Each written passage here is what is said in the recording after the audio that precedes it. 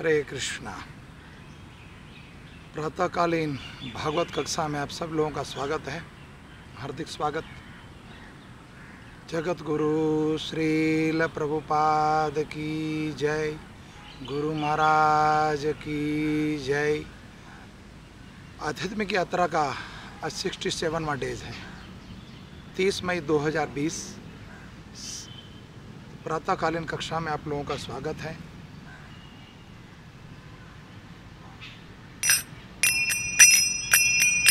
जय राधा माधव कुंज बिहारी, जय राधा माधव कुंज बिहारी, जय गोपी जन वल्लभ गिरवरधारी, जय गोपी जन वल्लभ गिरवरधारी, यशोदानंदन ब्रज जन रंजन, यशोदानंद ब्रज जन रंजन, यशोदानंदन ब्रज जन रंजन, यमुना तीरा वनचारी, यमुना तीरा वनचारी, जय राधा माधव कुंज बिहारी, जय गोपी जन वल्लभ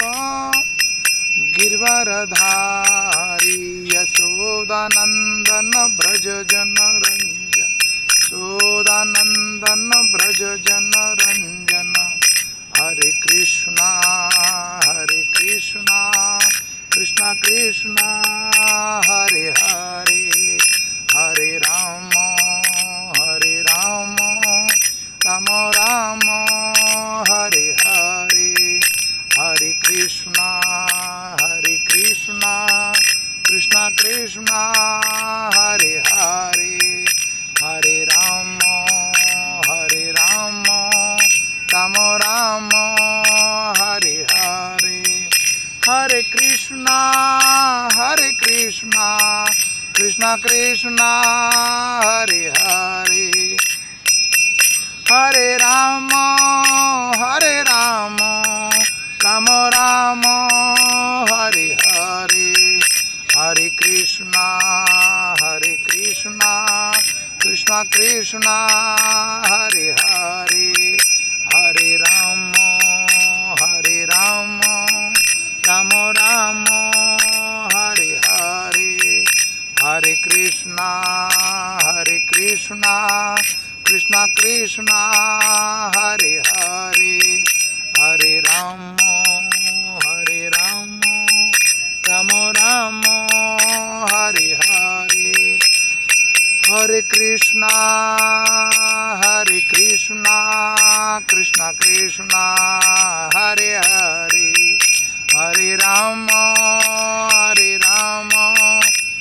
राम हरे हरे, हरे कृष्णा कृष्णा कृष्णा हरे हरे, हरे राम राम राम हरे हरे, हरे कृष्णा कृष्णा कृष्णा हरे हरे, हरे राम राम राम हरे। जय वृंदावन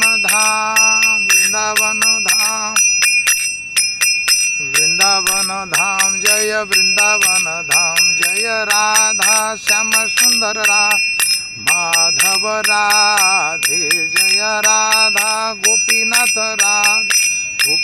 राधे, जय राधा मदन मोहन राधे, जय राधा गोविंद देव राधे, राधा राधिका रमन राधे, राधा पार्थ सारथी राधे, जय राधा माधव राधे, जय राधे श्याम जय राधे श्याम, जय सीताराम लक्ष्मण हनुमान, सीताराम जय लक्ष्मण हनुमान, जय जगन्नाथ जय बलदेव, जय सुभद्रा प्रभुपाद प्रभुपाद जय जय गुरुदेव गुरुदेव गुरुदेव निताय गौर प्रेमानंदन हरि हरि बोल।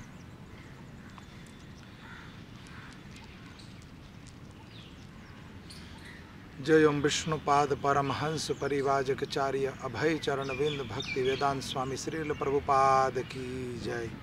गुरु महाराज गुरु परंपरा की जय। प्रेम से कहो जय श्री कृष्ण चैतन्य प्रभु नित्यानंद श्री अद्वैत गदाधर श्रीवासादि गौर भक्तविंद की जय। श्री श्री राधा कृष्ण गोप गोपीनाथ श्याम कुंड राधा कुंड गिरी गोवर्धन धाम की जय। गंगामय यमुनामय नवदीप मायापुर धाम पुरुषोत्तम क्षेत्र जगन्नाथपुरी धाम जगन्नाथ बलदेव सुभद्रा महारानी रुक्मणी द्वारिकाधीश की जय।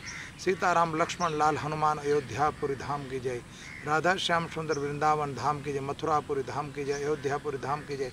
जगन्नाथपुरी धाम की जय। बद्रीनाथपुरी धाम की जय। रुक्मणी द्वारिकाधीश की जय। चित्रकूटपुरी धाम की जय। अनंत कोटि वैष्णव विंद की जय। वृंदे देवी तुलसी महारानी की जय। ग्रंथराज भागवतम की जय। निताय गौर प्रेमानंदन हरि हरि बोल। सभी भक्त विंद की जय। निताय गौर अनंत कोटि वैष्णव विंद की जय। ओम नमो भगवते वासुदेवाय। ओम नमो भगवते वासुदेवाय। ओम नमो भगवते वासुदेवाय। नारायणं नमस्कृत्यं नरं चैव नरोत्तमं देवीं सरस्वती व्यासं ततो जयमुदीरयं। नष्टप्रायं सुभद्रेषु नित्यं भागवतं सेवया। भगवते उत्तम श्लोके भक्तिर्भवति नैष्टकी। कृष्णाय वासुदेवाय देवकी नंदनंदनाय च नंदगोपकुमाराय गोविंदाय नमो नमो। ओम अज्ञानं तिमिरं ध्यानस्य ज्ञानजनाशलाकया चक्षुरूपं येन तस्मै श्रीगुरुवे नमः। श्रीचैतन्यो मनोभीष्टं स्थापितं येन भूतले स्वयं रूपं कदा ददाति स्वयं पदात्कितं। वंदे श्रीगुरु श्रीयुतपदकमलं श्रीगुरुवैष्णवां च श्रीरूपसाङ्ग्रजातं सहगण रघुनाथतं सजीवं श्राद्धदेतं सावधूतं परिजनसहित कृष्णचैतन्यदेवं श्रीराधाकृष्णपदारं सहगण ललिता श्रीविशाखा।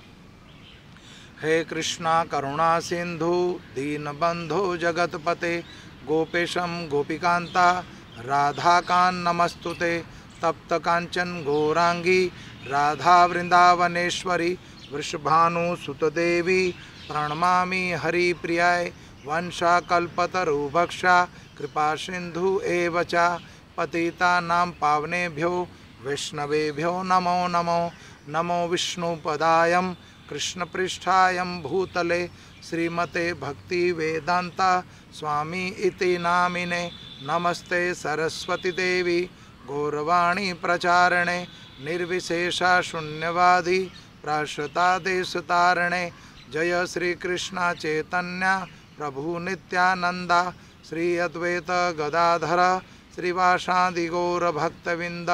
हरे कृष्णा कृष्णा कृष्णा हरे हरे हरे राम राम राम हरे हरे। ओम नमो भगवते वासुदेवाय। ओम नमो भगवते वासुदेवाय। ओम नमो भगवते वासुदेवाय। नारायणं नमस्कृत्यं नरं चैव नरोत्तमं देवीं सरस्वती व्यासं ततो जयमुदीरयं। नष्टप्रायं सुभद्रेषु नित्यं भागवतं सेवया। भगवते उत्तम श्लोके भक्तिर्भवति नैष्टकी। कृष्णाय वासुदेवाय देवकी नंदनंदनाय च नंदगोपकुमाराय गोविंदाय नमो नमः। हरे कृष्णा कृष्णा कृष्णा हरे हरे हरे राम राम राम हरे हरे। सब लोगों का स्वागत है, धन्यवाद। आज हमें 67 डेज हो गए हैं और हम आज वन में कथा कर रहे हैं। वृंदावन धाम मानसी सेवा, जिस स्थान पर बैठे हो जहाँ भगवान के नाम का उच्चारण हो, जहाँ राधा कृष्ण की कथा हो रही हो, जब भागवतम की कथा हो रही हो, वो स्थान वृंदावन होता है। जहाँ राधा कृष्ण उपस्थित हैं जिस मंदिर में, वो वृंदावन। जहाँ माता सीता और भगवान श्री राम उपस्थित है, वो अयोध्या। और जहाँ रुक्मणी और भगवान कृष्ण है, वो द्वारिकाधीश। और जहाँ भगवत कथा हो, उस स्थान को धाम, श्री धाम वृंदावन बन जाता है वो। तो आज हमें 67 डेज हो गए और मेरी आपसे एक विनती है, प्रार्थना कर रहा हूँ। भागवत गीता के 18वें अध्याय में 69वां श्लोक है, जिसमें भगवान कहते हैं, इस संसार में उसकी अपेक्षा कोई अन्य सेवक ना तो मुझे अधिक प्रिय है और ना कभी होगा। कहने का अर्थ यहाँ पर भगवान कि जो व्यक्ति भक्तों को ये परम रहस्य बताता है, वह शुद्ध भक्ति को प्राप्त करेगा और अंत में वो मेरे पास वापस आएगा। भगवान गीता में कहते हैं कि मेरे इस कथा का, मेरे गुणगान का प्रचार करेगा और संसार में सब जीव तक मेरी कथा को पहुंचाएगा। संसार में उससे अधिक व्यक्ति मुझे को ना प्रिय है ना होगा। तो मैं चाहता हूं ये कथा, अमृत का जो पान हो रहा है इतने दिनों से, तो उसका लाभ आप भी उठाएं। जब कहीं यज्ञ हो रहा हो तो यज्ञ में आहुति दी जाती है, समिधा दी जाता है, तो यज्ञ से पूरे संसार का भला होता है। तो ये संकीर्तन यज्ञ है, तो बिना कुछ लगे, कोई धन नहीं लगना इसमें। कलयुग में संकीर्तन यज्ञ प्रधान है। तो मैं चाहता हूँ YouTube चैनल के माध्यम से ये कथा बोली जा रही है, इसको आज 2 महीने से प्लस टाइम हो चुका है। तो आज तक 67 डेज, जितने भी डेज हो चुके हैं, YouTube चैनल ने बड़ी कृपा करी हमारे ऊपर कि मेरे संदेश आप तक पहुंच पाया। तो आप लोगों से मेरी बार बार हाथ जोड़ के नम्र विनंती है कि इस चैनल को लाइक कीजिए, सब्सक्राइब कीजिए और प्रत्येक वीडियो को लाइक करिए, ताकि जितना अधिक प्रचार होगा उतने लोगों का जीवन सफल होगा और इस मृत्यु लोक से निकल कर, दुखाले से निकल के वो सुखाले जाएगा। और भगवान के प्रिय बनना चाहते हो तो मैं तो नहीं कुछ, भगवान भागवत गीता के 18वें अध्याय में कह रहे हैं कि संसार में अधिक से अधिक प्रिय है। तो गीता वितरण करके, भागवत वितरण करके, भगवान के शास्त्रों का वितरण कर, या वाणी के द्वारा, या भगवान का प्रसाद, जैसे खिचड़ी प्रसाद इत्यादि प्रसाद वितरण होता है, उससे भी जीव का भला होता है। तो कथा अमृत का पान कराना किसी को, जैसे 2 दिन पहले हमें अमृत मंथन की कथा करी है, समंदर मंथन की, और उसमें अमृत का पान हुआ कल देवताओं को, तो अमृत उत्सव मना गया। तो ये भी कथा अमृत है, दिव्य कथा का अमृत का आप इसमें सहयोग देना चाहते हो कि सब लोगों के घर घर तक एक प्रचार पहुँचे। तो पहुँचेगा कैसे? सोशल मीडिया के द्वारा। तो आप लोगों को चैनल को लाइक करना पड़ेगा और सब्सक्राइब चैनल को दबाइए। मेरी यही आपसे विनती है। मैं चाहता हूं कि भगवान का प्रचार घर घर तक पहुंचे और आप लोगों की मदद से ये कार्य पूरा हो सकता है। कण कण से, बूंद बूंद से सरोवर भरता है। तो आप लोग समर्थ हो उसमें। मैं तुच्छ हूँ, मेरे में क्षमता नहीं है कि मैं घर घर तक पहुंचा पाऊँ, लेकिन आपसे बार बार हाथ जोड़ के प्रार्थना कर रहा हूँ, कृपया इस यज्ञ में सहयोग दीजिए और ये यज्ञ आगे तक और लोगों के घर तक पहुँचे। कल कथा कर रहे थे हम अमृत मंथन महोत्सव की।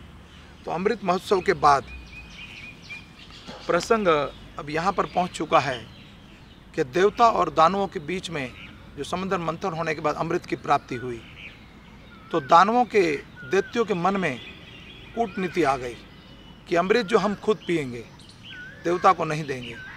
तो ये परिश्रम दोनों ने एक साथ किया था और भगवान उनके बीच में थे।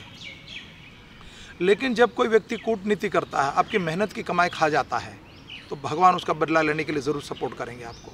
जैसे पांडवों का राज और पांडवों का धन खाया कौरवों ने, तो भगवान मदद करने के लिए आए और अंत में 5 पांडवों को हस्तिनापुर का राज मिला। ठीक उसी तरह समंदर मंथन के समय कोई लोग ये प्रश्न बार बार कहते हैं कि देवताओं के साथ और दानवों का जो युद्ध हुआ, उसमें दानवों के साथ, दैत्यों के साथ अन्याय क्यों हुआ? अन्याय नहीं था, वास्तव में ये धर्म की जीत हुई है। वो भगवान के समर्पण कर चुके थे अपने आप को और भगवान के चरणों में थे। तो भगवान ने उनकी रक्षा करनी थी, तो भगवान के पास जब हो गए तो हमारे प्राण बचे, अमृत तो मिला नहीं हमें, परिश्रम तो दोनों ने साथ किया है। तब देवता दानव जब छीन के ले गए तो भगवान ने मोहिनी रूप धारण करके वो अमृत देवताओं को पिलाया और दानवों को नहीं पिलाया, दैत्यों को नहीं पिलाया। अब देवता सारे बलवान हो गए थे। अब कूटनीति तो पहले देखो झगड़ा कहाँ से शुरू हुआ, अब महासंग्राम देवासुर संग्राम होगा। इसके बाद मोहिनी रूप धारण हुआ, अमृत का पान कराया, उसके बाद क्या हुआ, झगड़ा प्रारंभ हो गया। झगड़ा कहाँ से हुआ, युद्ध कहाँ से हुआ, आपने कूटनीति करी तब ना, विश्वासघात किया, पक्षपात किया। दैत्यों ने पक्षपात करा कि हम पिएंगे और पीने नहीं दिया। तो भगवान, जिसका कोई नहीं होता उसका भगवान होता है, तो भगवान ने मदद करी। अब वो दैत्यों को वो बात रास नहीं आई, वो उसको अच्छा नहीं लगा, तो उन्होंने क्या करा, उसी समय सिर समंदर के तट पर ही संसार में दो युद्ध प्रख्यात है, एक देवासुर संग्राम और एक कौरव पांडवों का। तो ये कौरव पांडवों से पहले युद्ध हुआ देवासुर संग्राम, और क्षीर सागर के तट पे ये युद्ध हुआ, बड़ा भयावह हुआ और इतिहास में प्रख्यात है युद्ध। इस युद्ध में कई दैत्य मारे गए, कई दैत्य जो बड़े बड़े महासुर थे, शुमाली, निमुची, कालनेमी, ऐसे कई दैत्य थे जिसकी गिनती तो पूरा भागवत में ये भागवतम के 8वें स्कंद का ये देवासुर संग्राम जो है 10वां और 11वां 2 अध्याय में पूरा वर्णन है इसका। 2 अध्यायों में वर्णन देवासुर संग्राम का। तो दैत्य लड़ते लड़ते लड़ते काफ़ी जब युद्ध हुआ और देवताओं के साथ जिस समय अमृत मंथन हुआ, अमृत पान कर लिया देवताओं ने, उसी समय भगवान मोहिनी रूप से अपने रूप में प्रकट हुए और गरुड़ के ऊपर सवार होकर भगवान अपने धाम में चले गए। लेकिन जब दैत्य और देवताओं के बीच में युद्ध हुआ, फिर देवताओं ने भगवान की सहायता मांगी दोबारा। एक बार तो अमृत पी लिया, उसके बाद फिर भगवान से सहायता मांगी, तो भगवान फिर गरुड़ ध्वज दोबारा आए और फिर दोबारा उनकी मदद करी और सारे दैत्यों का, कई दैत्य मारे गए उसमें। तो अब ये संहार होने के बाद कुछ दैत्य बच गए थे, कुछ दानव बच गए, तो नारद मुनि वहाँ उपस्थित हो गए। नारद मुनि हर एक लीला को आगे बढ़ाना चाहते हैं, कथा में श्रृंखला से आगे बढ़ाना चाह रहे हैं वो। तो नारद मुनि वहाँ उपस्थित हुए और सभी जो बचे हुए सिपाही थे बलि महाराज के और सिपाही मंत्रीगण इत्यादि बच गए थे, जो जिसके हाथ पैर नहीं कटे थे, जिसकी गर्दन नहीं कटी थी, तो दैत्यों को सलाह देते हैं नारद मुनि कि आप लोग जो हैं अपने राजा बलि को समेटिए, इनके जो शरीर के अंग अलग अलग हो चुके हैं, जो विकसित हो चुके हैं, सारे शरीर को इकट्ठा कीजिए, एक वस्त्र में भरिए और अपने गुरु भृगु ऋषि के पुत्र हैं वो शुक्राचार्य, ब्राह्मणों में ब्रह्मा के पुत्र है भृगु, भृगु के पुत्र हैं शुक्राचार्य, तो शुक्राचार्य के पास ले जाइए। शुक्राचार्य के पास संजीवनी विद्या थी, वो मृत व्यक्ति को भी जीवित कर सकते थे। पहले, आज के समय में ऐसा विज्ञान आज तक पैदा नहीं हुआ पूरे संसार में, जो विकसित देश है वो भी नहीं कर पाए। तो जो विकसित है देश वो भी उनके आगे मिथ्या है। तो ये दिव्य ज्ञान विज्ञान से नहीं, ज्ञान से प्राप्त होता है। तो पिता से ज्ञान प्राप्त किया था भृगु ऋषि से, शुक्राचार्य जानते थे संजीवनी विद्या। तो जब महाराज बलि को वहाँ पर लेके गए मंत्रीगण वगैरह इत्यादि और कुछ असुरगण जो बच गए थे, तो शुक्राचार्य ने उनको पुनः जीवित कर दिया। शुक्राचार्य ने उनको पुनः जीवित कर दिया। जीवित करने के बाद शुक्राचार्य ने बलि महाराज से अश्वमेघ यज्ञ कराया और कई यज्ञ कराए, और उसमें देवलोक पर चढ़ाई चढ़ने के लिए एक सुंदर यज्ञ में से रथ प्रकट हुआ, और रथ प्रकट हुआ और बहुत बलवान बन गए। फिर दोबारा बलि महाराज फिर दोबारा बलवान बन गए और साम्राज्य फिर इकट्ठा हो गया अपने बाहुबल से ही। कई सृष्टि पे चक्रवर्ती सम्राट फिर बन गए, वो सृष्टि पे पूरी सृष्टि को जीत लिया उन्होंने। बलि महाराज बड़े पराक्रमी थे वो, और प्रहलाद महाराज के पुत्र विरोचन, और विरोचन के पुत्र है बलि।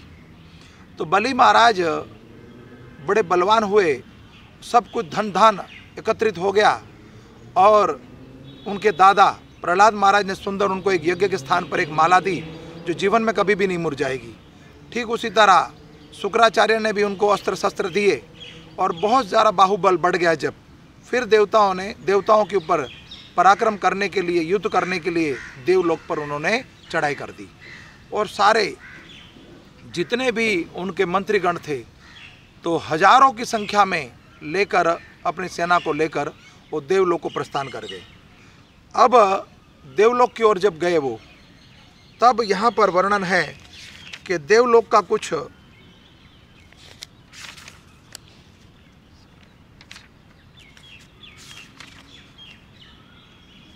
यहाँ पर वर्णन है कि जब वो देवलोक के लिए गए तो देवलोक का वर्णन है शास्त्र में। राजा 15वें अध्याय में, 8वां स्कंद 15वां अध्याय, राजा परीक्षित ने पूछा भगवान श्री हरि, आगे वर्णन आएगा इसमें कि देवलोक जब ये प्राप्त कर लेंगे दोबारा लड़के, तो भगवान वामन का प्रागट्य होगा। वामन फिर अदिति के गर्भ से प्रकट होंगे। और ये प्रश्न पूछ रहे हैं परीक्षित महाराज कि परीक्षित महाराज सुखदेव गोस्वामी पूछते, श्री हरि स्वयं ही सबके स्वामी हैं, फिर उन्होंने दीनहीन की भांति राजा बलि से 3 पग भूमि क्यों मांगी, तथा जो कुछ वे चाहते थे वह मिल जाने पर भी उन्होंने बलि को बांधा क्यों? मेरे हृदय में इस बात का बड़ा कौतूहल है। मैं स्वयं परिपूर्ण यज्ञेश्वर भगवान के द्वारा याचना और निरापराध का बंधन, निरापराध बलि को क्यों बांधा, ये दोनों को ही कैसे संभव हुआ, हम लोग ये जानना चाहते हैं। कि उनके साथ हजारों की संख्या में सुखताल में कई लोग कथा सुन रहे थे सुखदेव गोस्वामी से। तो ये सभी का प्रश्न था कि ये हुआ कैसे, ये घटना बताइए मुझे, यहाँ का प्रसंग बताइए। तो सुखदेव गोस्वामी कहते हैं, राजा परीक्षित श्रवण कीजिए। जब इंद्र ने बलि को पराजित करके अपनी संपत्ति छीन ली और उनके प्राण भी ले लिए, तब भृगुनंदन शुक्राचार्य ने उन्हें अपनी संजीवनी विद्या से जीवित कर दिया। इस समय शुक्राचार्य जी के शिष्य महात्मा बलि ने अपना सर्वस्व उनके चरणों में चढ़ा दिया। जब वो जीवित कर दिया तो उनके पास जो भी धन संपत्ति इत्यादि थी वो सब कुछ शुक्राचार्य को दे दिया, और वे तन मन से गुरु के साथ ही समस्त भृगुवंशी ब्राह्मणों की सेवा करने लग गए। देखो यहाँ पर साधु की सेवा बताई गई है, दैत्य हैं लेकिन फिर भी अपने गुरु की सेवा, और गुरु की सेवा से और साधु की सेवा से क्या प्राप्त हो रहा है, आगे सुनिए। उन्होंने समस्त भृगुवंशी को ब्राह्मणों की सेवा करी। इससे प्रभावशाली भृगुवंशी ब्राह्मण उन पर बहुत कृपा करी, प्रसन्न हुए, और उन्होंने स्वर्ग पर विजय प्राप्त करने की इच्छा वाले बलि का महाअभिषेक विधि से अभिषेक करके उनसे विश्वजीत यज्ञ कराया। इस यज्ञ की विधि से हविष्य यज्ञों में द्वारा जब अग्नि देवताओं की पूजा की गई, तब यज्ञ कुंड से सोने के चद्दर से मड़ा हुआ एक बड़ा सुंदर रथ प्रकट हुआ।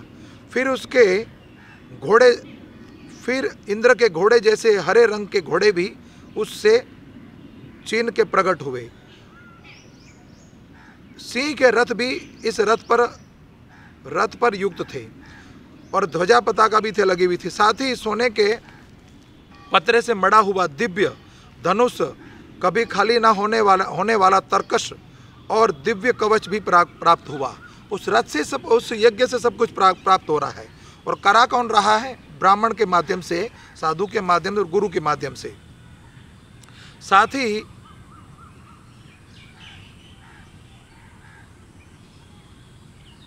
और दिव्य कवच भी प्रकट हुआ। और दादा प्रहलाद ने उनके दादा प्रहलाद ने उन्हें एक ऐसी माला दी जिससे फूल कभी मुरझाएंगे नहीं। तब शुक्राचार्य ने उनके शंख दिया। शुक्राचार्य ने शंख ध्वनि, जब युद्ध का प्रारंभ होगा तो शंखनाद होगा, तो शंखनाद दिया उनको।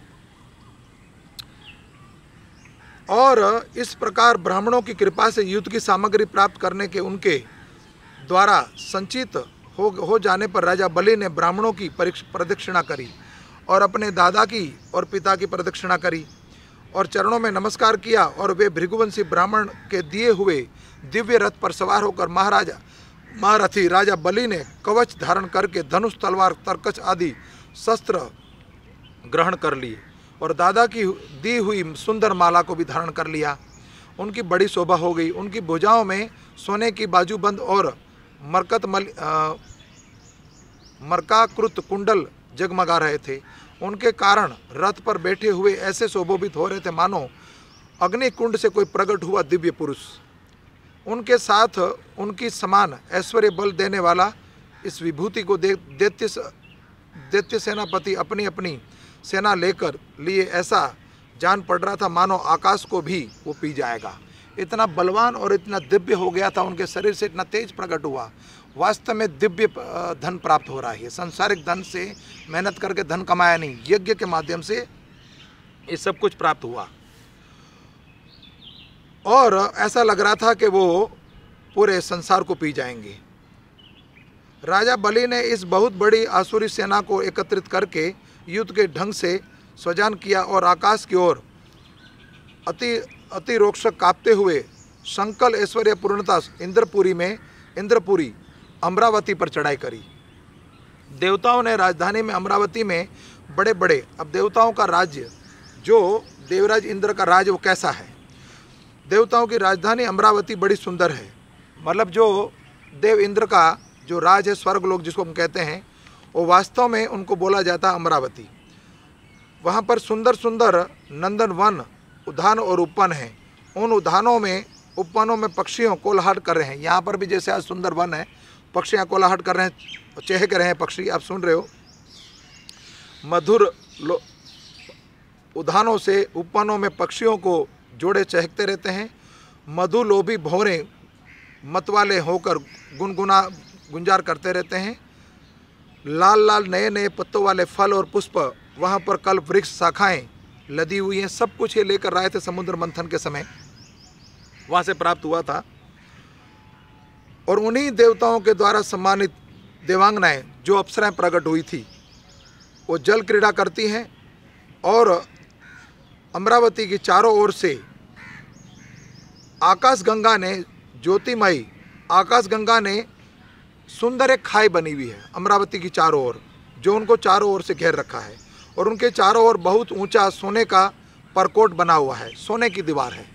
क्या बखान करें, ये तो देवराज इंद्र की बात है। तो बैकुंठ कैसा होगा और गौलोक कैसा होगा और सत्यलोक कैसा होगा, शिवलोक कैसा होगा, अयोध्या लोक कैसा होगा, आप कल्पना कीजिए इस बात की। ये तो भगवान के जो एम्प्लॉय है उनकी ये स्थिति है, जिसमें स्थान स्थान पर बड़ी बड़ी अटारियों बनी हुई है और सोने के किवाड़ लगे हुए हैं। द्वार द्वार पर लोग खड़े हैं। स्फटिक मणि से गोपुर, नगर की बाहरी फाटक, उसमें अलग अलग बड़े बड़े राजमार्ग तथा विश्वकर्मा के बनाई हुई पुरी का निर्माण किया गया है। सभा का ध्यान खेल के चबूतरे और रथ चमक रहे हैं और भंवरे गुंजार कर रहे हैं। और मैं तुम्हारे शत्रु, यहाँ पर अब ये सब बहुत लंबी व्याख्या है देवलोक की। जब ये लीला देख के बलि ने बहुत प्रसन्नता हुई, तो बलि को तो राज जीतना था देवलोक को। उसी समय उन्होंने जो उनके गुरु शुक्राचार्य ने उनको जो शंख दिया था, वो शंखनाद कर दिया। युद्ध का बिगुल बज गया और शंखनाद हुआ तो देवतागण और वहाँ के जो राज्यपाल थे, जो द्वारपाल थे, उनको पता लग गया। तो देवराज को, इंद्र को इसके बारे में सारी सूचना दे दी। जब इसकी सूचना मिल गई तो देवराज इंद्र ने देखा जरोखों से बाहर निकल के, तो देखा तो बलि तो बहुत बड़ा बलवान और बहुत बड़ी भारी सेना लेकर आया है और उसके चेहरे से तेज चमक रहा था और लग रहा था कोई दिव्य व्यक्ति होता है, उसके ओरा होता है उसके मुखमंडल के पीछे। तो वो एक ओरा चमक रहा था, तेज चमक रहा था। और परीक्षित महाराज इस बात में आगे कह रहे हैं और सुखदेव गोस्वामी वर्णन कर रहे हैं, कथा का पान कर रहे हैं, अमृत का पान। तो बलि महाराज का तेज बढ़ता हुआ देखकर, उनके बल को बढ़ता हुआ देखकर देवराज इंद्र अपने गुरु बृहस्पति के पास गए। गुरु बृहस्पति से पूछते हैं कि मैं इसको बलि को देखकर मेरे मन के अंदर बड़ा द्वेष हो रहा है कि मैं इस पे अपनी जीत घोषित नहीं कर पाऊंगा, मैं हार जाऊंगा इनसे। तो एक निर्बलता का मुझे मेरे अंदर संकेत हो रहा है कि मैं जीत नहीं पाऊंगा। इसके ऊपर ऐसी इनकी बढ़ोतरी कैसे हो रही है, यहाँ तक कैसे पहुँच गया और ये तेज कहाँ से प्राप्त हुआ। तो गुरु बृहस्पति कहते हैं, भृगु नंदन भृगुनंदन शुक्राचार्य की कृपा है और भृगु ऋषियों की जब तक इन पर कृपा नहीं बनी रहेगी तब तक इनका तेज बना रहेगा।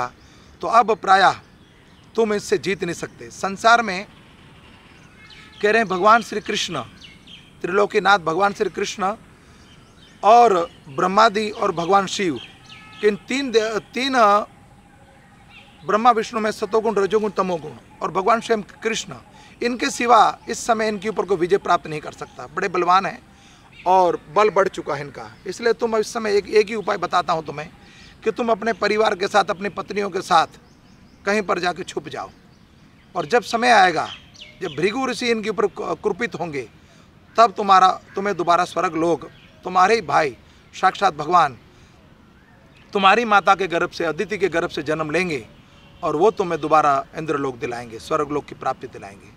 ये कहकर गुरु बृहस्पति चले गए और सब देवराज देवताओं के साथ वहाँ से अपने परिवार के साथ उस स्थान से चले गए लक्ष्मी जी के चरणों में, और एक उपवन था वहाँ जाके छुप गए और कई हजारों वर्ष तक वहाँ वास किया। उसके उपरांत जब बलि ने इंद्र पर शासन घोषित कर लिया, वो त्रिलोकी का नाथ बन गया, पृथ्वी लोक का मालिक था, पाताल का मालिक भी था। अब उनको स्वर्ग लोक की प्राप्ति होगी, तीनों लोक का प्राप्ति होगी उनको, पृथ्वी, पाताल और स्वर्ग लोक। तो बड़ा शौर्य बढ़ गया उनका। अब देवता लोग जो थे, दैत्य वंश पूरा, देवताओं का वंश था, वो पूरा खत्म हो चुका था, वहाँ पर कोई बचा ही नहीं, हार गए वो। तो बिना लड़ाई लड़े ही वो हथियार डाल के फेंक के चले गए वहाँ से। तदुपरांत देवताओं की माता, 12 आदित्यों की माता अदिति बड़ी चिंतित अवस्था में वो भगवान का भजन कर रही हैं। उसी समय कई वर्षों बाद उनके पति कश्यप मुनि वहाँ पधारे। कश्यप अदिति की और दिति की दोनों के पति हैं। कश्यप मुनि की 16 पत्नियां हैं। ये पक्षी इत्यादि जो हैं, ये सब कश्यप की संतान हैं। पशु पक्षी, रेंगने वाले, उड़ने वाले, तैरने वाले और देवता और दानव सब कश्यप की संतान हैं। ब्रह्मा जी के मरीचि और मरीचि के कश्यप, और कश्यप के हुए सारे दैत्य, जैसे आप समझ रहे हो कि हिरण्यकश्यप भी उन्हीं के थे, उसी वंशज में। अब देखो बड़ी अद्भुत कथा है। मरीचि के कश्यप, कश्यप के हिरण्यकश्यप, हिरण्यकश्यप के प्रहलाद, प्रहलाद के विरोचन और विरोचन के बलि। अब उनके परपौत्र का युद्ध हो रहा है उनके पुत्र देवताओं के साथ। तो दोनों सौतेले हैं, पत्नी कई हैं, तो दिति और अदिति के पुत्र लड़ रहे हैं आपस में। तो अब इस अवस्था में कश्यप मुनि क्या सलाह दें? अगर दैत्यों के बारे में कुछ बोले तब भी उनके पुत्रों का संहार होगा, और इनके हित के लिए बोलते हैं तब भी अपराध हो जाएगा। तो बहुत सुंदर उपाय बताया कि जब कोई विपदा आए तो भगवान के चरणों में, जब रास्ता सूझ नहीं रहा हो, कोई न्याय करना हो, जब रास्ता ना सूझ रहा हो, धर्म हो या किसी तरह की और विडम्बना हो, प्रतिकूल समय आ जाए और ऐसी कोई स्थिति उत्पन्न हो जाए, आप उसका फैसला नहीं ले पा रहे हो, तो भगवान से फिर हाथ जोड़कर प्रार्थना करनी चाहिए। तो दिति को कहते हैं कश्यप मुनि कि आप भगवान की प्रार्थना कीजिए। और जब वो यहाँ पधारे दिति के आश्रम में, अदिति, क्षमा चाहता हूँ, अदिति के आश्रम में, तब उन्होंने देखा कि ना तो वहाँ सुख शांति है और ना किसी प्रकार का उत्साह है। जब कश्यप मुनि वहाँ पहुँचे अपनी पत्नी के आश्रम में, तो परीक्षित जब ये जहाँ जाकर आसन पर बैठे हो गए और अदिति की विधि पूर्वक उनका सत्कार किया। जब वो आए तो अदिति जी ने उनको आसन दिया, विधि पूर्वक सत्कार किया। तब अपनी पत्नी अदिति से, जिसके चेहरे पर बड़ी उदासी छाई हुई थी, वो बोले, कश्यप मुनि बोले, कल्याणी, इस समय संसार में ब्राह्मणों पर कोई विपत्ति तो नहीं आई है। वो प्रजापति हैं जो संतान की उत्पत्ति करता है, जीव की उत्पत्ति करता है, और भगवान की इस ब्रह्मा जी की संसार में जो सहयोग देता है उसको प्रजापति बोलते हैं। तो ब्रह्मा जी के परपुत्र हैं, तो ब्राह्मणों के कोई विपत्ति का भी कारण नहीं है। तो धर्म का पालन तो ठीक ठीक तो होता है। काल के कारण गाल में बड़े पड़े हुए लोगों को कुछ अमंगल तो नहीं हो गया तुमसे। अब ये पूछ रहे तुम्हारा अपसुकन का कारण, तुम्हारे चेहरे पे उदासी और घर में ये अपसुकन दिख रहा है, उसका कारण बताओ। प्रिय ग्रस्त आश्रम तो जो लोग योग नहीं करते सकते उन्हें भी योग्यता का फल देता है। जो गृहस्थ आश्रम में प्रवेश कर जाता है और अपने धर्म का पालन करता है उसको तो ये गृहस्थ आश्रम फल देता ही है। इस गृहस्थ आश्रम में रहकर धर्म अर्थ और काम सेवन में किसी प्रकार की विघ्न तो नहीं आ गया तुमसे। ये भी संभव है कि तुम कुटुंब के भरण पोषण के व्यग्र रही हो, अतिथि आए हो और तुमसे बिना सम्मान कहे वो वापस लौट गए हो। तुम खड़ी होकर उनका स्वागत ना कर पाई हो, उसमें असमर्थ रही हो। इसे तुम उदास नहीं हो। जिन घरों में आए हुए अतिथि का जल से भी सत्कार नहीं किया जाता। देखो यहाँ श्रद्धांत प्रस्तुत हो रहा है कि गृहस्थ व्यक्ति का क्या धर्म है, सुनना चाहिए और समझना चाहिए। हम लोगों के लिए कथा है, भागवत कथा हम लोगों के लिए। आज का प्रसंग थोड़ा सा बड़ा है तो ध्यानपूर्वक सुनिए। वे घर पर अवश्य ही अतिथि जिस घर में सत्कार ना किया जाता हो, वे ऐसे ही खाली अतिथि अगर लौट जाए।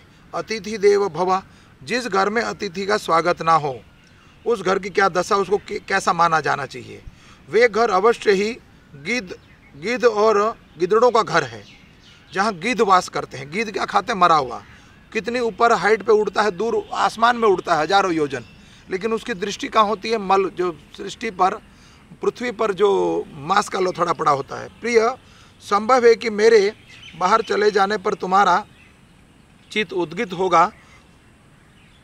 होगा और समय पर तुमने हविश्रेय अग्नियों में भी हवन किया होगा। देखो यहाँ पर यज्ञ करने की भी प्रतिदिन बताते हैं कि यज्ञ करा ही होगा। तो आज कलयुग में हम वैसे यज्ञ नहीं कर पा रहे तो हरिनाम संकीर्तन यज्ञ करना संभव है। ये उनके पति बता रहे हैं, जो साक्षात जिनके गर्भ से भगवान का जन्म होगा। सर्वदेवमयी भगवान की सुख में ब्राह्मण और अग्नि। देखो सर्वदेवमयी भगवान के मुख कौन कौन हैं, तो यहाँ प्रमाण बता रहे। पहले भी शास्त्र में देवता लोग बता चुके हैं, अब यहाँ कश्यप मुनि बता रहे हैं। सर्वदेवमयी भगवान के मुख हैं ब्राह्मण और अग्नि, ये दोनों भगवान के मुख हैं। गृहस्थ पुरुष यदि इन दोनों की पूजा करता है तो उसे उन लोगों की प्राप्ति होती है जहाँ समस्त कामनाओं की पूर्ति हो जाएगी।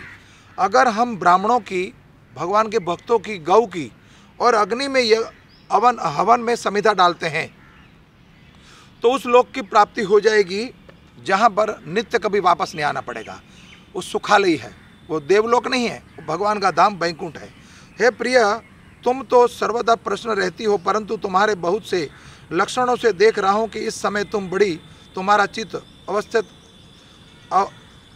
दुखी है। तो तुम्हारे पुत्र सब कुशल से तो हैं, परिवार तो सब कुशल से हैं। कह रहे हैं हमारा परिवार तो सब कुशल से है। तब अतिथि ने कहा, हे भगवान, ब्राह्मण, गौ धर्म और आपकी ये दासी सब कुशल से है। मेरे स्वामी, यह गृहस्थ आश्रम ही धर्म, अर्थ और काम को साधनाओं में परम सहायक है। प्रभु, आपके निरंतर स्मरण और कल्याण कामनाओं, अग्नि, अतिथि, सेवक, भिक्षुक और दूर से याचकों को भी मैंने कभी तिरस्कार नहीं किया, कभी मैंने मन से भी तिरस्कार नहीं किया है। तो भगवान, हे भगवान, जब आप जैसे प्रजापति मुझे इस प्रकार धर्म पालन करने का उपदेश देते हैं तब भला मेरे मन की ऐसी कौन सी कामना है जो पूरी ना हो। जिसका पति भगवान का भक्त हो उस घर का क्या स्थिति होगी, तो उसमें कोई विडंबना तो हो ही नहीं सकती। जिस घर में एक पुत्र जन्म जाए भगवत भक्त, उस कुनबे का बेड़ा पार हो जाएगा।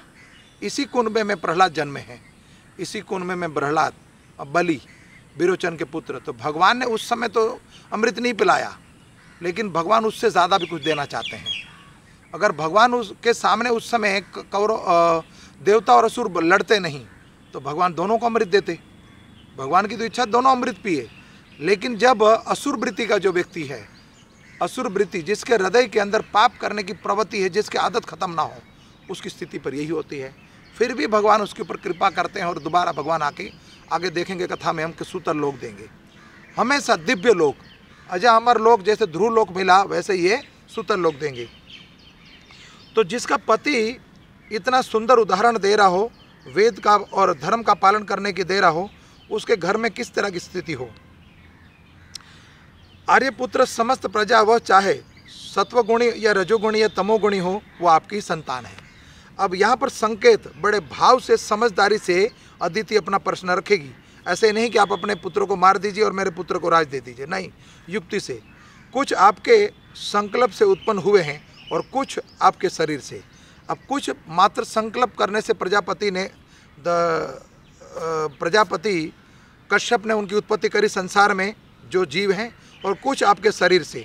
भगवान इसमें संदेह नहीं है कि आप सब संतान के प्रति चाह असुर हो या चाहे देवता हो, एक भाव से एक जैसा भाव प्रकट करते हैं।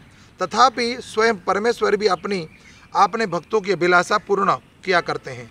मेरे स्वामी, मैं आपकी दासी हूँ और मेरी भलाई के संबंध में विचार कीजिए। मर्यादा पालक प्रभु, शत्रुओं ने हमारी संपत्ति और रहने का स्थान छीन लिया है। आप हमारी रक्षा कीजिए। और बलवान दैत्यों ने मेरे ऐश्वर्य, धन, यश और पद भी छीन लिया है तथा हमें घर से बेघर कर दिया है।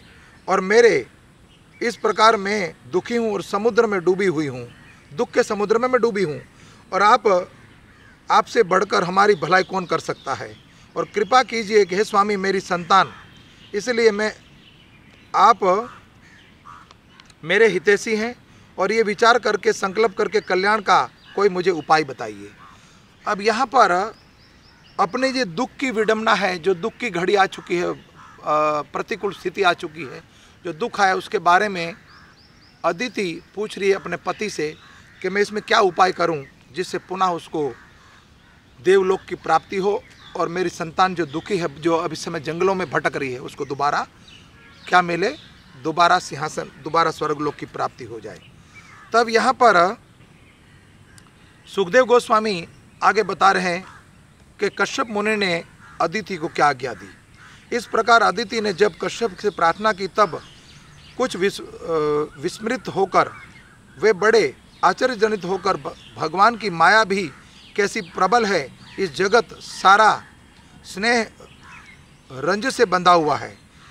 तब कश्यप मुनि कह रहे हैं कि ये सारा सृष्टि का जो जगत है रजन से बंधा हुआ है। कहाँ यह पंचभूतों से बना हुआ आत्मा वाला शरीर और कहाँ प्रकृति के परे परमात्मा। किस प्रकार कोई पति, यहाँ कोई किसी का पति नहीं है, ना कोई पुत्र है, ना कोई संबंधी है। सब मोह के कारण सब कुछ हो रहा है। मोह ही मनुष्य को नचा रहा है। प्रिय है तुम संपूर्ण प्राणियों के हृदय में विराजमान, अपने भक्तों के दुख को मिटाने वाले जगत गुरु भगवान वासुदेव, भगवान श्री कृष्ण की आराधना करो। देखो यहाँ पर बता दिया कि जगत गुरु कृष्णम जगत गुरु, कृष्णम वंदे जगत गुरु। तो सबसे बड़े गुरु हैं भगवान श्री कृष्ण। श्री हरि तुम्हारी कामना को पूर्ण करेंगे और भगवान की भक्ति कभी भी सिवा फल दिए विफल नहीं होती। तो सिवा कोई दूसरा उपाय है नहीं। तो इस समय तुम्हें करना चाहिए क्या कि भगवान का भजन करो और भगवान की पूजा करो और यज्ञ करो। तब अदिति ने पूछा, भगवान, मैं जगदीश्वर भगवान की आराधना किस प्रकार करूं और जिससे मेरा सत्य संकल्प प्रभु मेरा मनोरथ पूर्ण करे। पति देव ने कहा, मैं अपने पुत्रों की साथ बहुत ही दुख भोग रही हूँ। पति से कहा, जिससे वे श्रीध ही मुझ पर प्रसन्न हो जाएं और उनकी आराधना वही विधि मुझे बतलाइए। तब कश्यप मुनि ने कहा, जब मुझे संतान की कामना हुई थी, तब कहते हैं सर्वप्रथम मेरे पिता ने मुझे आज्ञा दी, ब्रह्मा जी ने, कि संतान की उत्पत्ति करो। तब मेरे पिता ने जब मुझे आज्ञा दी, तब मेरे हृदय में संतान प्राप्ति की कामना हुई। तब मैंने भगवान ब्रह्मा जी से यह बात पूछी थी। उन्होंने मुझे भगवान को प्रश्न करने के लिए जिस व्रत का उपदेश दिया था, वो व्रत तुम्हें बताने जा रहा हूँ। तब वो व्रत कौन सा है? तब वो कहते हैं कि तुम्हें एक व्रत करना होगा, भगवत प्राप्ति के लिए एक व्रत करना होगा, जिस व्रत का नाम है पयोव्रत। पयोव्रत का अर्थ है मात्र 12 दिन तक व्रत रखना है और मात्र श्वेत सफ़ेद दूध को पीना है। दुग्ध, मात्र दूध सबसे उत्तम फल, सबसे उत्तम आहार है। व्रत के समय में 2 दिन बाद एक निर्जला एकादशी है, उस समय दूध पान मत करना। तो व्रत के समय सबसे उत्तम फल है दुग्ध और फल और दुग्ध सबसे उत्तम है। तो देसी गाय का दूध हो और भगवान को हवि में उस गाय का बना हुआ दूध का घी हो तो बेड़ा पार हो जाएगा। तब वो कहते हैं दूध के बना हुआ दूध का पान करना है और पयोव्रत का तुम्हें पालन करना पयोव्रत करना पड़ेगा। और कब से शुरू करूं? तो अदिति पूछती है मैं कब शुरू करूं? तब वो कहते हैं वर्णन सुनिए ध्यान से। और हमें जिस घर में पुत्र की प्राप्ति नहीं है, जो परिवार में संतान की आवश्यकता है और वो चाहता है कि भगवत कृपा से संतान उत्पत्ति हो जाए और भगवत परायण कोई ऐसा व्यक्ति हो जो भगवत परायण हो, भगवान का भक्त हो, सतोगुणी हो, तो करना क्या चाहिए? तो ये व्रत का प्रारंभ करना चाहिए। यहाँ संदेश और सिद्धांत प्राप्त हो रहे हैं और भागवतम बड़ा महत्वपूर्ण ग्रस्तों के लिए है ये। तो फाल्गुन महीने में फाल्गुन के शुक्ल पक्ष में 12 दिन तक केवल दूध पीकर रहे और परम भक्ति भाव से कमल नयन भगवान की पूजा करनी चाहिए। अमावस्या के दिन यदि मिल सके तो, अगर अमावस्या के दिन मिल सके तो जंगली सुअर की खोदी हुई मिट्टी को लाना है। ये जंगली सुअर की क्यों बताई गई? वास्तव में इस सृष्टि का उद्धार करने के लिए जो रसातल में पृथ्वी चली गई थी, तो भगवान ने वराह रूप धारण किया था, तो सुअर का रूप धारण किया था। तो पृथ्वी को अपने दांतों पर धारण करके लाए थे सृष्टि को। तो वो गोवर्धन को भी धारण किया और मंदराचल को भी धारण किया। तो सृष्टि को धारण करके लाए थे, तो पृथ्वी को खोदा था अपने दांतों से। इसलिए कह रहे हैं कि जंगली सुअर की खोदी हुई अगर प्राप्त हो जाए तो ठीक है, नहीं तो फिर जहाँ देसी गाय बनती हो, उनकी चरणों की देसी गाय जब बनती हो वहाँ से कुछ मिट्टी को लाया जाए और उससे फिर क्या करना है, उस मिट्टी का लेप बनाकर अपने शरीर पर मलना है उसको।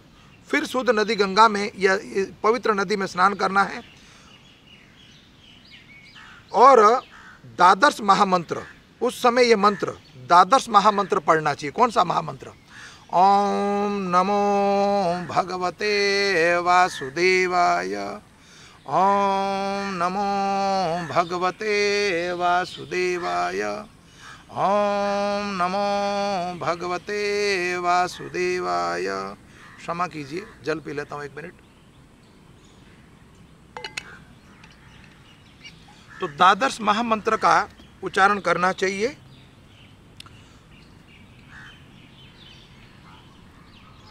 प्राणियों को स्थान देने की इच्छा से वराह भगवान ने रसातल से पृथ्वी को लाए थे। तुम्हें मेरा नमस्कार है। तो भगवान को प्रणाम करते हुए उस मिट्टी को उठाना है और मैं तुम्हें प्रणाम करती हूँ।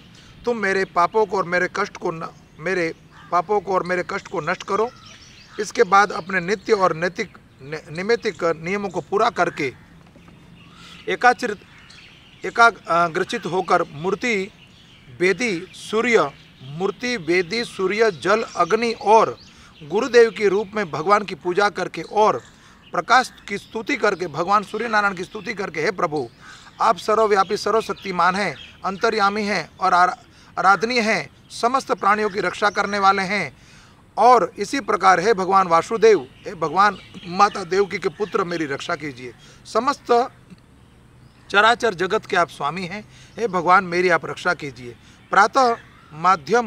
प्रातःकालीन, मध्य और शाम तीन काल में संध्या करनी पड़ेगी। सूर्य उदय के समय, सूर्य जब मध्य में आए तब और सूर्य अस्त हो तब। प्रतिदिन 12 दिन तक ये नियम करना है। और प्रातः, माध्यम और सायं, और 3 सवन की 3 पाद हैं और चारों वेद 4 सिंह हैं, गायत्री आदि 7 चंद हैं और 7 ही हाथ हैं। धर्ममयी वशभूषण यज्ञ वेदों के द्वारा प्रतिदिन ये सेवा करके उस परमात्मा की सेवा करनी चाहिए। और भगवान नारायण की स्तुति करते हुए मैं आपको मेरा नमस्कार है। और आप समस्त विद्याओं के अधिपति एवं भूतों के स्वामी हैं। भूतकाल और भविष्य तीनों काल के आप स्वामी हैं। आपको मेरा नमस्कार है। आप ही सबके प्राण और आप ही सबके इस जगत के स्वरूप देने वाले हैं, मिलाने वाले हैं। ऐश्वर्य आप ही, हरिणा गर्भ आपके ही लिए ही मैं आपका नमस्कार है। आप ही आदि देव और सबके साक्षी हैं। आप ही नारायण ऋषि के समान हैं, ऋषि रूप में हैं और प्रगट स्वयं भगवान हैं। आपको मेरा नमस्कार है। आपका शरीर मरकत मणि के समान सांवला और समस्त संपत्ति और सौंदर्य की देवी लक्ष्मी जी आपकी सेविका है और आप पीताम्बर धारण करते हैं। कैसे हो, मेरे पर कृपा कीजिए। अब भगवान की आईडी बता रहे हैं वो कि आप कैसे दिखते हो। प्रिय भगवान ऋषिकेश आवाहन पहले ही कर रहे हैं, फिर उन मंत्रों के द्वारा पाद आचमन आदि के साथ श्रद्धापूर्वक मन लगाकर पूजा करी। गंधमाला आदि पूजा, एक विग्रह स्थापित कीजिए। इस व्रत को करने के लिए एक स्थान पर भगवान का चित्रपट हो या विग्रह हो स्थापित कीजिए, लड्डू गोपाल हो, और भगवान का प्रतिदिन ये करना। और भगवान को शुद्ध दूध से बनी हुई खीर का पान कराना चाहिए, शुद्ध चावल का, साबुत खंडित चावल नहीं। और भगवान को भोग लगा के प्रतिदिन ये आराधना करनी चाहिए। इस निवेद्य को भगवान को भक्तों में बांट देना चाहिए। जो निवेद्य होगा वो प्रतिदिन भगवान को बांट दे। आपको अन्न नहीं खाना, चावल नहीं खाने, मात्र दूध पीना है। आचमन और पूजा के बाद भगवान को तांबुल माने भगवान को पान भी निवेदन करिए। और हो सके तो 108 बार द्वादश महामंत्र का पाठ कीजिए। 108 मतलब 16 माला नहीं, एक माला ओम नमो भगवते वासुदेवाय का नाम का जाप करिए। और स्तुति यज्ञों के द्वारा भगवान का सत्वन प्रदक्षिणा करके बड़े प्रेम और आदर से भूमि पर लौट कर दंडवत प्रणाम करिए। और इतने दिन तक आपको भूमि पर लेटना है, चटाई बिछाकर, या खाली भूमि पर लेटिए, लेकिन बेड पर या चरपाई पर नहीं लेटना। और निर्माल्य को सिर से लगाकर देवताओं को विसर्जन करें। और कम से कम 2 ब्राह्मणों को यथास्वरूप यथोचित रीति से खीर का भोजन करावे। प्रतिदिन 2 ब्राह्मणों का भोजन करावे अगर हो सके तो, नहीं तो भगवान को भोग लगाएं और उस प्रसाद को गौ को दान कर दें। दक्षिणा आदि से उनका सत्कार भी करें। विधि बहुत बड़ी है। भगवान की पूजा में आदर बुद्धि रखते हुए केवल पयोव्रत रहकर ये व्रत करना चाहिए।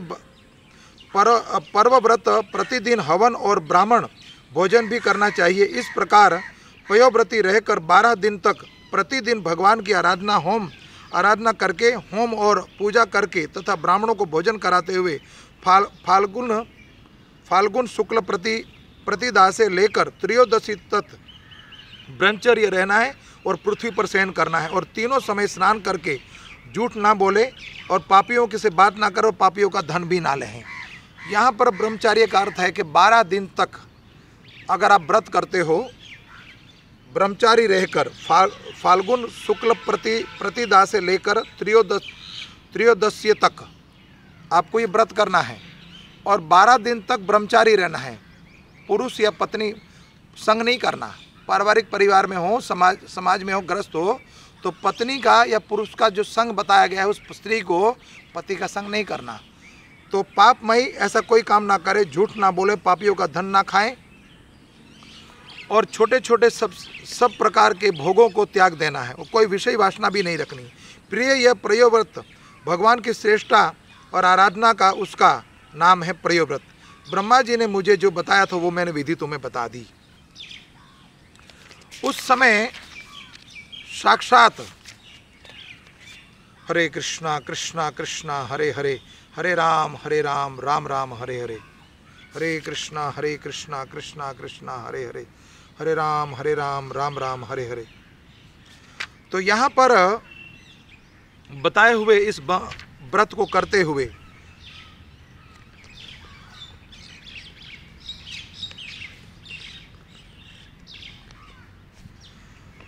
अब परीक्षित महाराज अपने पति देव की महर्षि कश्यप की उपदेश का प्राप्त करने के बाद अदिति बड़ी सावधानी से 12 दिन तक इस व्रत का अनुष्ठान किया।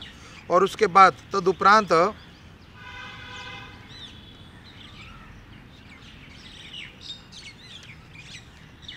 अब यहाँ पर जब ये व्रत पूरा उन्होंने विधि विधान से व्रत किया, देवी अदिति ने अपने प्रेम पूर्वक नेत्रों से लक्ष्मीपति विश्वपति योगेश्वर भगवान को इस प्रकार देख रही थी मानो वह उन्हें पी जाएगी।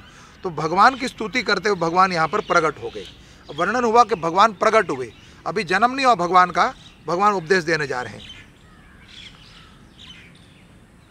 12 दिन का व्रत किया, बुद्धि को सारथी बनाकर मन की लगाम से उन्होंने बुद्धि दुष्ट घोड़ों को अपने वश में रखा था, विषय वासना नहीं रखी, और एक निष्ठ बुद्धि से वह पुरुषोत्तम भगवान की चिंतन करती हुई रही और उनसे एकाग्र बुद्धि से अपने मन को सर्वात्मा भगवान वासुदेव को पूर्ण से लगाकर प्रयोगवत अनुष्ठान किया। तब पुरुषोत्तम भगवान उनके सामने प्रकट हुए। परीक्षित वे पीताम्बर धारण किए हुए थे और 4 भुजाएं थी, शंख चक्र गदा और पुष्प धारण किए हुए थे, और अपने नेत्रों के सामने भगवान को सहसा प्रकट हुआ देखकर अदिति बड़ी सादर के साथ उठी और फिर प्रेम से विहल होकर उनसे पृथ्वी पर लौट पड़ी और दंडवत प्रणाम किया। फिर उठकर हाथ जोड़कर भगवान की स्तुति करने लग गई और श्रेष्ठतापूर्वक नेत्रों में आनंद के आंसू उमड़ आए और उससे बोला नहीं जा रहा है, सारा शरीर पुलकित हो गया और दर्शन हो रहा था, और दर्शन के आंदोलन से उनके उल्लास से उनके अंगों में कंपन हो रही थी। जब भगवान की प्राप्ति होती है या कोई ऐसी चीज़ आपके जीवन में घट जाए तो कंपन हो जाता है, आंखों से आंसू आ जाते हैं, गला भर जाता, बोल नहीं पाते हो। जब करते समय या भगवान के दर्शन करते समय ये समझ लो भगवान का साक्षात्कार आपके साथ हो रहा है। वह चुपचाप खड़ी थी और परीक्षित व देवी अदिति अपने प्रेम पूर्ण नेत्रों से भगवान के उस विश्व रूप को देख रही थी। इस प्रकार वो देख रही थी कि मानो वह उनको पी जाएगी। वो ललायित थी इतना और बड़ी आतुर थी। फिर वो बड़े प्रेम से गदगद वाणी से धीरे धीरे उन्होंने हिम्मत जुटाकर बोलना शुरू किया और स्तुति करी। अभी देखो, भगवान प्रकट हो जाए आपके सामने तो क्या मांगेंगे? भगवान प्रकट हो जाए तो क्या मांगेंगे? यहाँ तो ये पुत्र प्राप्ति के लिए, अपने संतान को बचाने के लिए संसार दोबारा मांग रही हैं, लेकिन भगवत प्राप्ति के समय जब भगवान की प्रसन्नता हो जाए और भगवान सामने आ जाए तो भगवान से क्या मांगना कि इस संसार से मुक्त हो जाऊं, अखंड स्मृति बनी रही हमारी, मृत्यु लोक में दोबारा ना हो, भगवत धाम में हमारा वास हो और किसी धाम में रहे हम, लेकिन आपकी विस्मृति ना हो, आपकी स्मृति बनी रहे। यही मेरी अभिलाषा है आपसे कि मेरे लिए भी आप ये प्रार्थना करें और मैं आपके लिए प्रार्थना करता हूँ। तब अदिति ने कहा, आप यज्ञ के स्वामी हैं और स्वयं यज्ञ भी है। आप अच्युत, आपके चरणों कमलों में आश्रय लेकर लोग भवसागर से तर जाते हैं। आपके यह कीर्ति का श्रवण संसार में तारने वाला है। आपके नामों का श्रवण मात्र से कल्याण हो जाता है। आदि पुरुष जो आपकी चरण में आता है वो उसकी सारी विपत्तियों को आप नाश करने वाले हैं। अभी कुछ शब्द बोलने से पहले टाइटल बोलने जा रही, कैसे बोलूं? आप, हे भगवान, आप दीनों के स्वामी हैं, आप हमारा कल्याण कीजिए। आप विश्व के उत्पत्ति की स्थिति हैं और आप प्रलय के कारण और विश्व रूप आप ही हैं। अनंत होने पर भी वे सर्वेच्छा दातों से आप अनेक शक्ति के और गुणों को स्वीकार कर लेते हैं और आप सदा हम अपने स्वरूप में स्थित रहते हैं। नित्य निरंतर बढ़ते हुए पूर्ण बोध के द्वारा आप हृदय में अंधकार को नष्ट करने वाले भगवान, आपको मैं नमस्कार करती हूँ। हे प्रभु, अनंत जब आपको प्रसन्न हो जाते हैं तब मनुष्यों की ब्रह्मा जी दीर्घ काल आयु, उनके ही समान दिव्य शरीर, प्रत्येक अभिष्ट वस्तु, अतुलित धन, स्वर्ग, पृथ्वी, पाताल, योगी, समस्त सिद्धियां, अर्थ, धर्म, काम, त्रिवग और केवल ज्ञान तक प्राप्त हो जाता है। फिर शत्रुओं के विषय में प्राप्त करना आदि छोटी छोटी कामनाओं, आपके लिए उन संबंधों में क्या कहा जाए। तो देखो, कोई संसारिक व्यक्ति, धनवान व्यक्ति आपको सब कुछ दे सकता है, लेकिन एक वस्तु नहीं मिल सकती। संसार में कोई कितना ही बलवान हो जाए, एक वस्तु नहीं मिल सकती आपको, जो गांठ बांध लीजिए, समय जो हाथ से निकल गया, ये समय है, भजन कर लीजिए, अनुकूल समय बना लीजिए प्रतिकूल को। ये दिव्य समय है भगवान को प्राप्ति करने का, तपस्या करने का, भजन करने का, यज्ञ करने का, तो समय ही नहीं मिलने वाला। तो यहाँ ऐसा वरदान देंगे कि उनके पुत्र को ऐसा वरदान मिलेगा कि हमेशा के लिए वो देवलोक मिल जाएगा, और किसी का अनिष्ट नहीं करेंगे। जिससे वो मांगेंगे, बलि को भी ऐसा देंगे कि सूत्र लोक, कभी भी वो लोक का नाश नहीं होगा।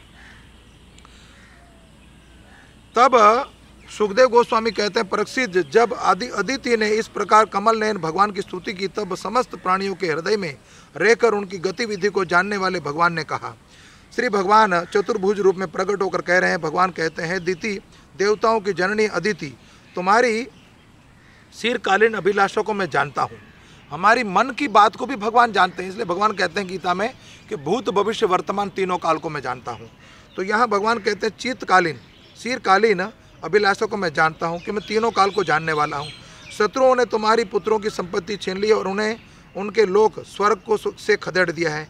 तुम चाहती हो कि युद्ध में तुम्हारे पुत्र उन मतवालों और बलि असुरों को जीतकर विजय लक्ष्मी प्राप्त करे और तब तुम उनके साथ भगवान की उपासना करो। तुम्हारी इस इच्छा यह भी है कि तुम्हारे इंद्रादि पुत्र जब शत्रुओं को मार डाले तब तुम उनकी रोती हुई दुखी स्त्रियों को अपनी आंखों से देख सको। अदिति, तुम चाहती हो कि तुम्हारे पुत्र धन और शक्ति से समर्थ हो जाए, उनकी कीर्ति और ऐश्वर्य उन्हें फिर से प्राप्त हो जाए तथा वे स्वर्ग लोक अधिकार जमाकर पूर्व विहार करे। परंतु हे देवी, वे असुर सेनापति इस समय जीते नहीं जा सकते।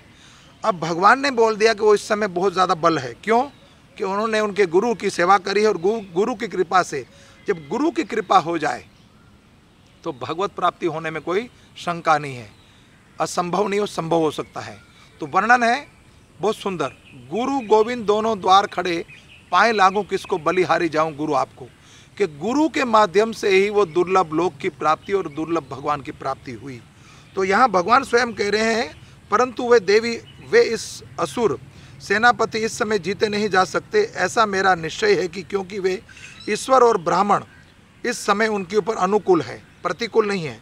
इस समय उनके साथ यदि लड़ाई की जाए, जो छोटी लड़ाई छेड़ी जाएगी तो उसे सुख नहीं मिलने वाला, हम जीतेंगे नहीं। फिर भी देवी, तुम्हारे इस व्रत को, अनुष्ठान को मैं बहुत प्रसन्नतापूर्वक, इसीलिए मैं तुम्हें इस संबंध में कोई ना कोई सोचना नहीं उपयोग दूंगा, क्योंकि मेरी आराधना व्यस्त नहीं जाएगी। इसलिए विधि पूर्वक प्रयोवत में मेरी पूजा प्रवृत्ति स्तुति अंशस्वरूप कश्यप के वीर्य से मैं प्रकट हो जाऊंगा। तुम्हारा पुत्र बनकर तुम्हारी संतान की रक्षा करूंगा। हे कल्याणी, तुम अपने पति कश्यप में मुझे ही इस रूप में स्थित देखोगी और कश्यप की पूजा करो। इतना कहकर भगवान अंतर्ध्यान हो गए। अदिति, ये जानकर भगवान सारे मेरे गर्भ से जन्म लेंगे। वे अपने सौभाग्य की अनुभव करने के लिए बड़ी उत्साहित हो गई। वे दुर्लभ बात को सोचती हुई मन में बड़ा संकेत हुआ कि मैं कितनी बड़ी भाग्यशाली हूँ कि मेरे ही गर्भ से साक्षात त्रिलोकीनाथ भगवान प्रकट होंगे और मेरे पुत्रों की रक्षा करेंगे।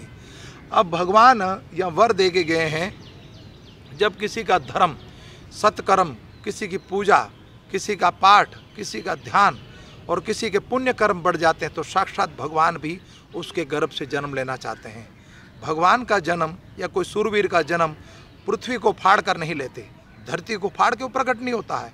जितने भी सूरवीर हुए, महाराणा प्रताप, शिवाजी या मीराबाई या झांसी की रानी, जितने भी सूरवीर हुए हैं, पृथ्वीराज चौहान इत्यादि जो भी हुए हैं, उसका वर्णन क्या करें।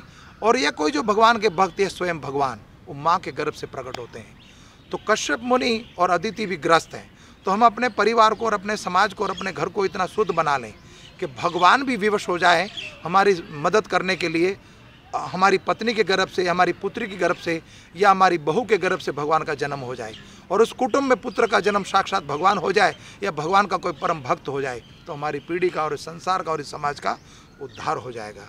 क्षमा चाहता हूँ, कोई त्रुटि रह गई हो तो पुनः फिर आपसे इस विषय में, इस कथा में दोबारा मिलेंगे। ये प्रसंग भी 2-3 दिन चलेगा। अभी भगवान का आवाहन हो चुका है और भगवान माता अदिति के गर्भ से जन्म लेंगे और कश्यप उनके पिता होंगे। और भगवान जब प्रकट होंगे तो उनका रूप होगा, नाम होगा वामन देव। और वामन देव का प्रकट होना, उसका जात कर्म होना, फिर बलि के यज्ञ में जाना और फिर आगे बलि से 3 डेग भूमि मांगना, फिर उनको सुतर लोक देना। कथा वहाँ तक चलेगी। धन्यवाद। हरे कृष्णा। जगत गुरु श्रील प्रभुपाद की जय। श्री धाम वृंदावन की जय। जय जय श्री राधे।